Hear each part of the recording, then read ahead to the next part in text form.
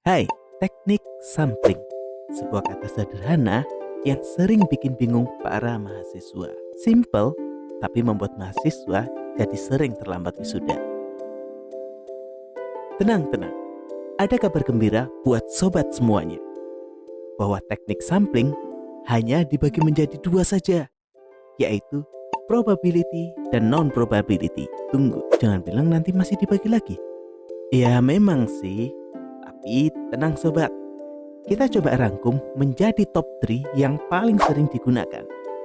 Disclaimer, pembagian di sini dari yang paling sering kami baca ya. Bagi sobat-sobat yang pernah dengar teknik sampling lain bisa komen di bawah.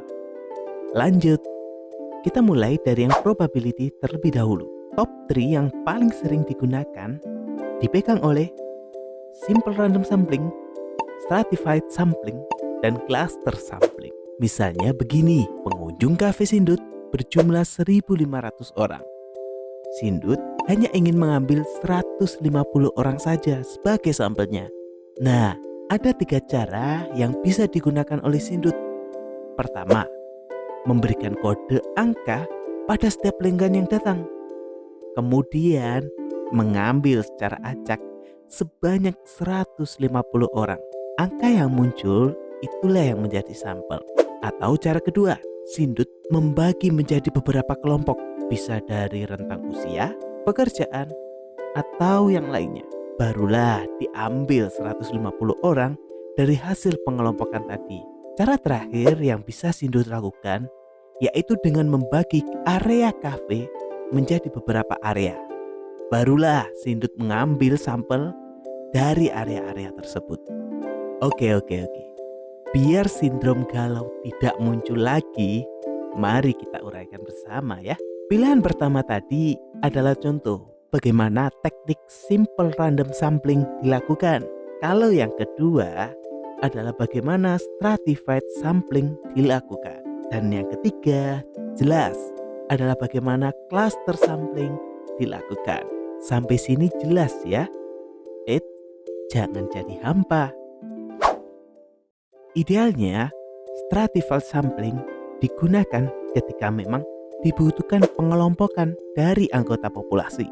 Misalnya saja, akan ada perbedaan pendapat anak SMA dengan anak kuliah tentang bahaya sosmed. Kalau cluster sampling akan lebih cocok digunakan ketika populasi memang berada pada lokasi yang berbeda-beda dan sulit dijangkau. Misalnya saja, beberapa pulau. Tunggu, kalau simple random sampling, kirain gak bakal tanya.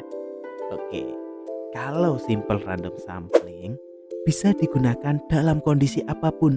Sobat hanya perlu untuk memastikan bahwa semua populasi sudah masuk ke dalam subjek yang akan dipilih secara acak. Sedangkan top 3 teknik sampling non-probability dipegang oleh purposive sampling, accidental sampling, dan quota sampling. Untuk teknik sampling non-probability, sebenarnya tidak ada kondisi ideal tertentu yang harus dipenuhi, kecuali purposive sampling, di mana sampel harus memenuhi kriteria yang dibuat oleh kalian sendiri sob. Singkatnya begini, kalau Sindut tadi butuh 150 orang sebagai sampel, Sindut bisa menggunakan kuota sampling dengan cukup mengambil 75 laki-laki dan 75 perempuan. Atau memilih 150 orang pertama yang datang ke kafe Sindut dengan menggunakan teknik accidental sampling. Atau memilih 150 orang pelanggan pertama yang sesuai dengan kriteria yang telah kalian tentukan. Masing-masing teknik memiliki kelebihan dan kekurangannya. Kelebihan dan kekurangan bisa sobat lihat.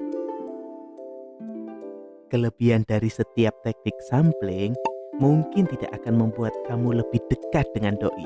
Kekurangannya pun tidak membuat kalian pisah dengan pujaan hati. Namun, memilih teknik sampling yang tepat bisa membuat kita terhindar dari label mahasiswa abadi. Jika apa yang kami sampaikan bermanfaat buat kalian, jangan lupa like dan share video ini. Dan subscribe supaya tidak ketinggalan video-video kita yang lainnya. Kalau ada yang ingin ditanyakan oleh sobat semuanya, bisa chat di kolom komentar ya.